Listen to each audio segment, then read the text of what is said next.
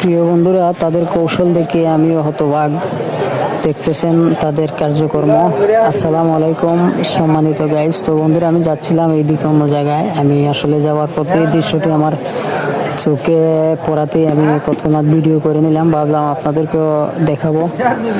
তো তারা মূলত আসলে সনাতন ধর্মের লোক। তো তারা আমাদের এরিয়া থেকে, তাদের বাড়ি অনেক দূর, হয়তো 100 টাকার মতন ভাড়া হবে এখান থেকে। আর এই যে বস্তায় দেখতেছেন, এখানে অনেকগুলো কুচিয়া মাছ আসলে তারা ধরতে পেরেছে। দেখুন, প্রায় মনে হয় 5 থেকে 6 কেজির মতন হবে। তো এই যে দেখতেছেন বড়শিটা, এই যে আপনার লাঠির আগায় একটা বড়শি দেওয়া আছে বড়। আর এই বড়শির মধ্যে কিন্তু এই যে দেখতেছেন ব্যাং, এই ব্যাংটা দিয়ে কিন্তু তারা টোপ হিসাবে ব্যবহার করে থাকে। আর তো তারা কিন্তু এত দূর থেকে এসেছে, তাদের উদ্দেশ্য একটাই, আমরা যেটাকে আসলে বলি গ্রাম্য ভাষায় যে কুচিয়া, জানি না আপনারা চেনেন কিনা।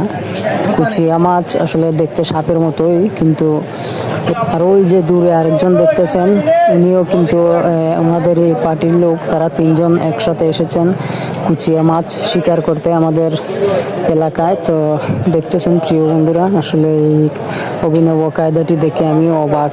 তাদের বুদ্ধির আসলে প্রশংসা করতে হয়। কেমন ভাবে দেখুন, আসলে কুচিয়াকে লোভ দিয়ে আর ব্যাং খাইয়ে কিভাবে তারা শিকার করে ফেলে মিনিটের মধ্যেই।